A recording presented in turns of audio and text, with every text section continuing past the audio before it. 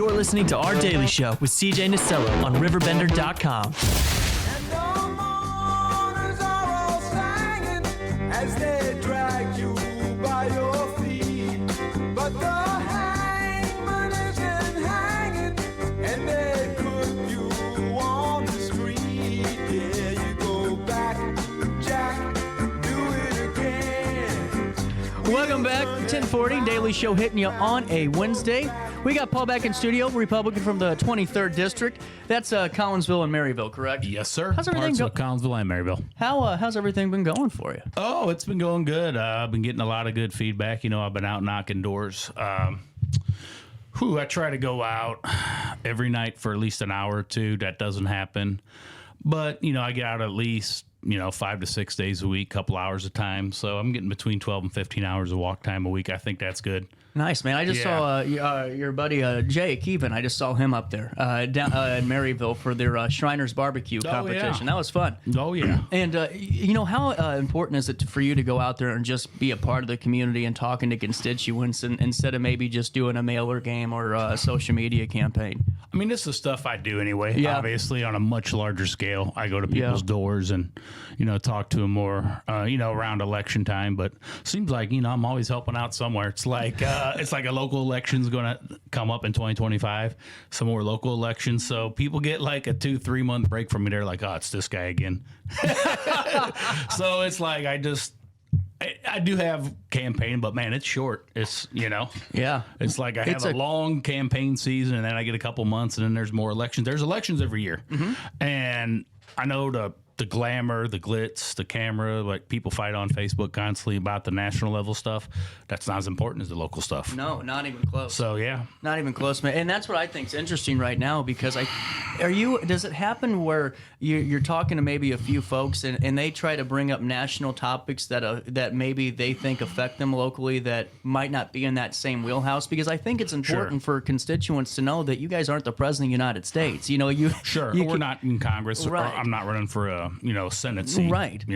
But your role is still the most important, I think, as county and local elected officials. I agree, because to me, we need to talk about what's affecting us. You have economies affecting us, where there's a lot of people that can't pay for their groceries right now in this county, and there's so many other things that have national undertones that affect us locally. But they're still, you know what I'm saying? It's still not in the same wheelhouse. So I think it's wonderful to have you on and talking about your role and just all that you've been doing with constituents and really getting out there, because to me that's 90% of the campaign. Is you have to get out and go talk to people. If people have a name and a face, it's really hard to talk to maybe everybody during the campaign, because even if you go to their house, you're probably not going to get them. I think 40 to 50% response rate's pretty good as far as people being home or something like that. So, but I'll backtrack my district too and try to get people I haven't talked to and make an attempt to talk to everybody. But I think at some point over the years, it would not surprise me if I've talked to everybody in my district. Yeah. With all the times I went out and knocked doors. So, and how similar are the folks in your district? Because I think sometimes we're all really similar in our long-term vision for the area and what we'd like to see, but it's just maybe different avenues. Is that the case there? Or you guys got a little bit different situation brewing? Well, I think within the Collinsville-Maryville area, there's a little bit difference between some of the priorities in Maryville and Collinsville. Like we had a little bit more issues with the homeless in Collinsville and in Maryville. We did some things about that. We'll get that later. Yeah. No, but it's like taxes, schools, they want, a lot of it goes, they always ask, well, what can you do about my property tax? I said, well, nothing. I don't vote on that. I do the county property tax, and I kind of get into how the rates have steadily gone down. It went down my first term. Like I said, I'd vote to, lower the rate. I did. Right. That's basically what I can do. I told them, like, I'm in charge of certain things. I'm like overseeing projects, I'm overseeing projects, trying to get, bang for your buck per se, making sure this gets approved. We get the best way. And like, we have a surplus and a balanced budget in this county. That is unbelievable to me. It's unheard of in a lot of states, man. Madison County is big. And if you look at us compared to, say, St. Clair County, which I believe Madison County for once overtook them in population. I think so, yeah. Our budget, our surplus is way better. We're way more business friendly, and Well, I think that's important too. Yeah. Well, and also there's so many. This homeless situation is starting to affect multiple municipalities. And last year, Alton passed their camping ban, and that was a pretty hot button issue. A lot of people weighed in and had their voice heard in some way. And Collinsville just made that a similar decision, not the same, but somewhat close. Correct? Yeah, almost exactly the same. I mean, it passed through our city council unanimously. Really? Oh, yeah. That happened, last week. Wow. So, well, yeah. and see, the thing that is, happened 2 weeks ago. 2 weeks ago Tuesday it happened. So, well, and it's just a safety thing, man. I mean, it's a safety thing, and went through unanimously. It had the support of our chief and various other, the mayor, city manager. I completely supported them because you don't want to. We got to help the homeless. There's definitely been a rise in the homeless situation within the last couple of years. We definitely need to work on it, get these people some help. We have a pretty good mental health budget.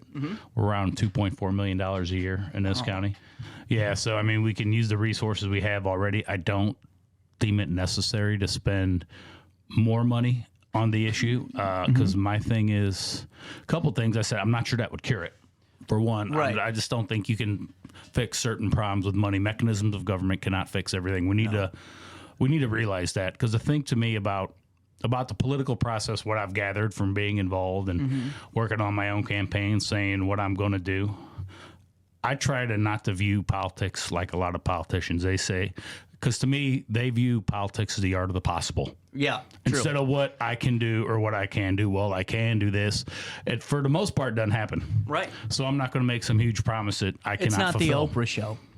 I'll tell you what, though, just the way certain politicians, like, they've been in office for a long time. Let's say 1 term, 2 terms, 3 terms, 4 terms, 5 terms. They're going to fix all these problems that they cause. Why haven't you done it yet? Right. Don't tell me what you can do. Why don't you focus on what you've done? Right. Give me something realistic you can do. Just don't make up all this stuff like, okay, we're all of a sudden we're going to up the, the mental health or the budget on the homeless situation. We're going to double, we're going to triple it.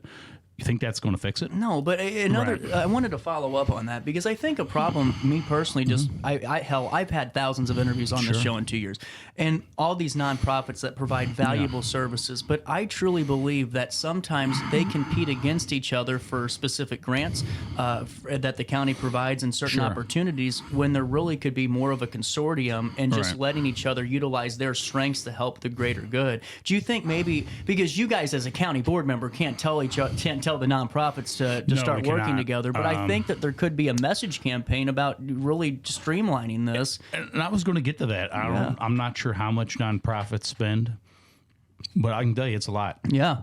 Between churches and various organizations, they can touch base, and we can use them. Yeah. And that's what I'm saying. Because they're out there, they're trying to work, they're putting in their time, they're raising money, which is all good. We can put them to work and try to get some solutions. And a lot of the things is too, I hear a lot of people saying we're going to use solutions at work, we're going to study. I really wish someone could point to something that's worked around the country to get the problem better, of the rise of homeless. Because it seems like once it kind of gets going, it's harder to stop. It keeps expanding if you don't stop the issues. Yeah. If someone could point in a successful model, I'm all open, because, last time I came on here, people kind of used what I said against me, which that's politics. I'm not crying about it, but okay, you say no one's really reached out to me. There hasn't been an activist. There hasn't been another political figure from any town who's come up with a solution. I'll talk to anybody. You know me. If they want to call me, they want to email me, set something up. Like, hey, this is my idea to fix, the rise of homeless, and we'll do this. We'll get them, we'll get them jobs. We'll do it all. We'll get them shelter. I mean, no one's reached out to me. Right. People say they have these solutions, and this is what I'll tell people. If you actually have a solution and you can help going on Facebook or getting within your political group and bashing someone, that's going to create division. Yeah. And I understand it's campaign season. Some people don't want me to get reelected. That's fine. But you're not helping the problem. And you're going to find out once you get in office how hard it is to fix. And maybe I should have worked with that person instead of going after him, because I just made this a lot harder than it needs to be. Oh, exactly. And that's a good thing, too, because I think in a campaign season, and hell, this, Paul, is whenever the not necessarily the words start flying, but when people start knocking doors and getting their message out, maybe not even attacks, people put this barrier up like you guys can't conversate and go, hey, actually, Paul, I have a really good idea on this. I might step back, but I'd like to work with you for the next couple of years on some of these projects if that's okay. To me, I don't see any harm in that ever, or vice versa. If you go, you know what? I think I could. It's time to step aside. I think the voices are here, but let me help you and support you, and that's where I think that we can thrive as a county and townships throughout it. I'm in 110% agreement. We got to work together to solve actual problems, because if once things get turned into a political football, that's bad. So I think most people do want to get this issue. I just think that a lot of people have different ways of going about it. Yeah, and I think, and the thing is, I think it's good on both sides to define that there is humanity on both sides of that argument. Because I don't think it's fair to say, well, they don't care about homeless people because they're putting up these camping bans. It has nothing to do with that. It's just about, from what I read from both Alton's and from Collins, it's about safety. That is truly what they're caring about is the safety, because you got needles that fall, and I'm not being that guy, but let's talk real here. You got a lot of things that. Especially sanitary-wise, too. And that's something we need to talk about, too. Is it maybe the government's role? Is it more of something social within pop culture, our country? Our area's not any different. It's probably better than a lot of areas, actually, but the country is flooded with heavy drug use. Yeah. If you look at the drugs people use from, like, the 60s, to... the 90s, it was kind of stayed in the same lane of, like, there were hard drugs out there, but the level of usage isn't anything like it is now. The amount of drugs, I don't even know them all. Well, I hear about all these pills and... Well, the new ones. Right. The new ones, like, fentanyl's mixed with so much. That and kids are starting drugs at such a young age. Yeah. Well, you're so right about that, Paul. And the thing is, it's one thing to say, well, we got to... You can't keep putting money to a problem, I think, without understanding that solution hasn't been working for quite some time. Because Madison County, I didn't look this year, but normally every year there's an increase in opiate overdose deaths. Oh, yeah. I have the stats at home. It'll boggle your mind. Yeah. Even for a town like Madison County. Yeah. I should have brought them in for you next time I come on. Please do, because it's a lot. It'll shock you how much. And then what can we do? I think we need to hammer to home.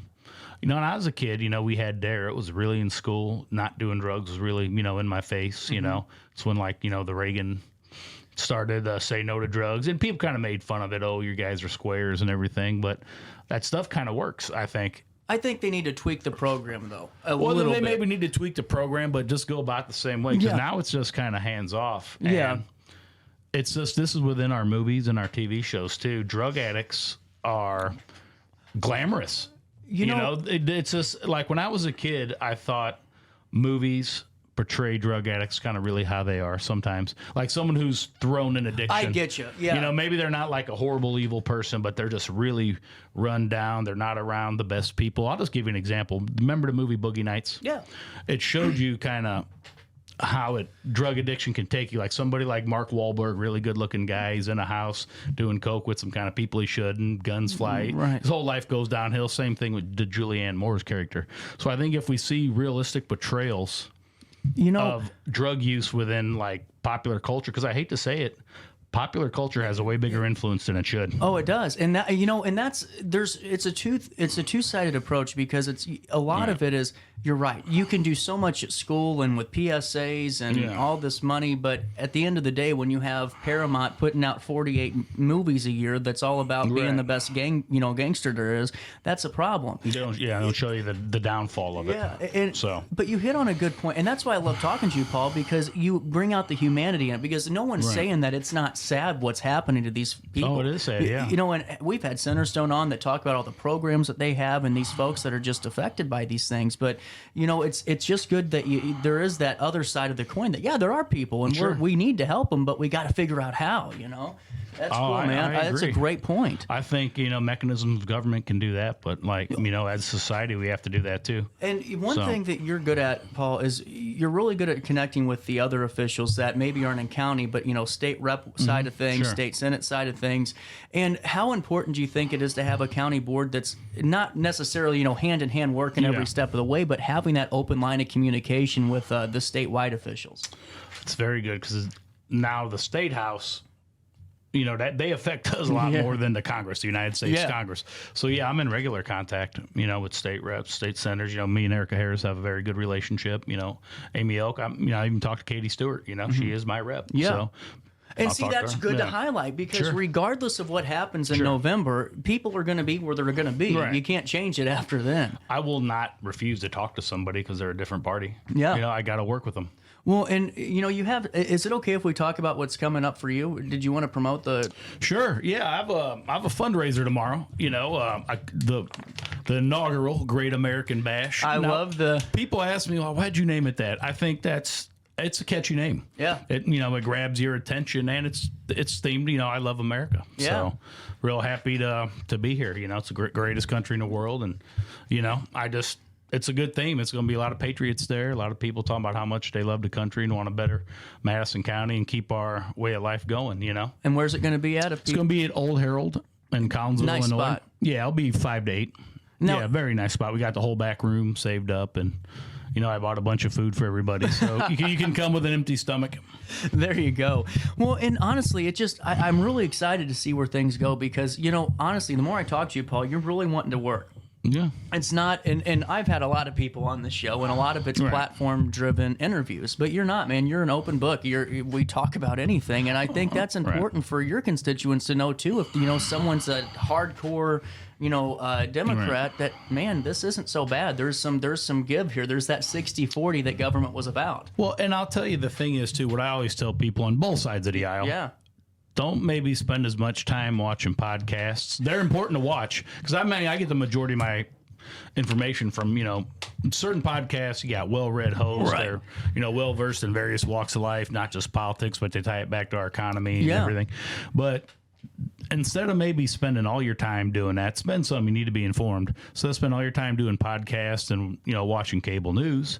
Get out. Yeah. Or listen to this podcast. This is local. Thank you. So what's more, I like the Joe Rogan podcast. Am I going to learn more about Madison County watching this or watching Joe Rogan interview The Rock or somebody? Well, and that's a good, thanks, man. And that's a good point. Well, and one thing, just going back to the county real quick, because we have a couple of minutes. Sure. I think that we have a lot of components for some of these problems in the county already. We just aren't. They're defined, but aren't as defined as they should be. Yeah. Like we have RFM over in Wood River that's done some fantastic work, RiverBend Family Ministries and all these organizations. Would there be a way, and I'm thinking off the top of my head, would there be a way to maybe pull, a couple $1,000 just to put a mailer piece out to every resident, or maybe do some just advertising of what resources are available there, because it's there. That's kind of my my thought about this is because, man, we have a lot of great people. Instead of spending more on this, the same things we already have, maybe we just raise more awareness. Oh, I think that's a good idea. I don't know how to do it. I don't think the government. I don't know if the county board could set something like that. Yeah, I don't know. We could talk to various nonprofits. That's a really good idea, and then they can link it together, and they can, do their own thing with it, and we can support them, and we can be active. We can help them raise money. We do have a voice. So. Yeah. Well, now, what are some of the things that you're facing in Collinsville that you want to talk about? I got to tell you. And Maryville, sorry. Yeah, that's fine. Because I got 2 precincts in Maryville, 5 in Collinsville. Well, the thing is, like I said, to Collinsville, and I hate to beat a dead horse. I don't want to seem like the guy who just talks about homeless, but like the number one issue that they talk about that I can control, because first off, everybody says, man, I got to lower my property tax. I said, well, I'm not in control of that. I should explain how I voted to lower the county tax rate. And then they bring up homeless after property tax. So that is something I can do. And like I said, I supported the city council, and then Camp McMahon, our chief is a great guy. Yeah. So, well, and the thing is, it's not. That's the number one issue. It always comes back to taxes. And the one thing I will tell them, I'm going to continue to vote to lower the tax rate. I said I'm going to. for whatever reason I don't see a reason why I would. Right. But I said I'll come out and I'll say why. But I'm going to continue to vote to lower the tax rate and to support law enforcement. You know, we upped their budget while balancing ours and getting a surplus. And, you know, they needed it because the state does stuff like we talked about last time, the Safety Act, all these unfunded mandates. And, you know, we got to make sure, you know, we pay law enforcement good too. It's a very tough job in this day and age. How important is it to be we need to retain officers. Yeah. Because that is not something where you want to change people out every couple of years like a lot of the corporate model now. You don't want that for, you know, law enforcement. Well, and it seemed, and that's the thing, man. That You goes hit for on the state's something. attorney too. Yeah. We have great people who work for not just Tom, but like his people who work for him. I've got to know some of them. I'm like, okay, we have to retain a lot of these people. They're good. I don't want to change up, you know, people who work in the state's attorney's office. Yeah, man, I completely agree. Right. And you know, that's a good point too, is just to be the incentive or be the place people want to be at. Sure. You know, and you can do that in a variety of ways, and you guys really do. And coming down the pipeline, is there any opportunities that you're going to have like coffee sessions or any type of those campaign style events where people can just go and maybe hang out, ask you a few questions? Or Well, I'm always open to talk to me. You know, we've done some meet and greet for candidates. For whatever reason, and we're gonna do some in October. For whatever reason, just a lot of people just don't show up. Yeah. Like I did a meet and greet one Saturday. I think I was there 4 hours.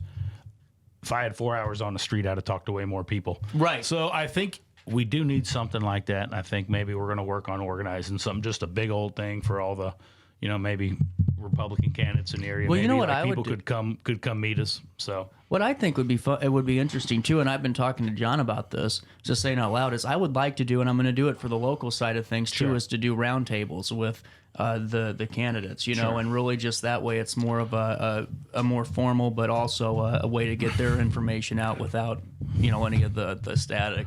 Well, yeah, and the thing is, I'm just sticking to my. You know, I'm not going to run a negative campaign. You know, I haven't gone that way. You usually see my social media. Yeah, no, you've been really good about that. I haven't put out man. any mail. We're going to talk about issues like not just my opponent, but like the new Democrat model in the county, what their candidates are running on. They call themselves, include my opponent, a progressive Democrat. So I just don't think our county, you know, there are some Democrats in the county, but I think they're middle of the road. Mm-hmm. I think the Republicans are in the county, they're middle, they're not, you know, far right. So I just don't think some of those, you know, progressive Democrat ideas that may work in other parts of the country. Well, I don't feel they work anywhere, but that are popular in other parts of the country. I just don't think that's what the voters of Madison County want. I think they want supportive law. They want quality of life. Mm-hmm. Well, and Paul, we're past our out time here, but Sure. it's all cool for me, Right. man, because I want to make sure that people, if they want to talk with you, Sure. if they're in your district, you know, reach out, because Paul is very open to having those conversations. And man, I just thank you for always coming on, because you aren't someone that says, hey, can you prep me with your questions? No, we don't. We never really do like rehearsals. I just say, shoot for it, go for it. And that's what we do, man. And I hope tomorrow goes well. Give me an update on how that goes. Sure. Now, you know, I'll be on the show again. Oh, God, you better be. Yeah. Well, But yeah, guys, one more time, 5 to 8 at Old Herald tomorrow in Collinsville. You know, inaugural Great American Bash. I have Ann Dorn as a public speaker. Be a wonderful opportunity. Yeah, she's a really got a great story. Unfortunately, her husband was killed in one of the riots in 2020. He's a retired police captain, you know, doing security for one of his friends' businesses. And, you know, it was a tragedy. She's handled it with class and dignity. She's spoke at the 2020 Republican National Convention. She's been on Fox News, Newsmax. She organized a peace march, which I did security for. Oh, and it was an honor to work for them. Yeah, I'm like, okay, you know, it was a tough gig in 2020. I'm not going to lie. It'd been a while since I'd done something like that. And every night on TV, there's a city going up like a pack of firecrackers. I'm like, do I really want to kind of jump in this? God, but man, I mean, it was, you know, it was a tough time in this country. I don't ever want to go back there. No, I don't think any of us do, seriously. No. But with that being said, if you have a chance to go see Paul at Old Herald tomorrow, 4 to 8 p.m., yes, sir. Make sure you do it. 5 to 8. Oh, sorry, 5 to 8 p.m. You stop by, see Paul, ask some questions. Always good talking to you, man. I'll see you back here tomorrow. Until then, try your best to stay out of jail. He said he would.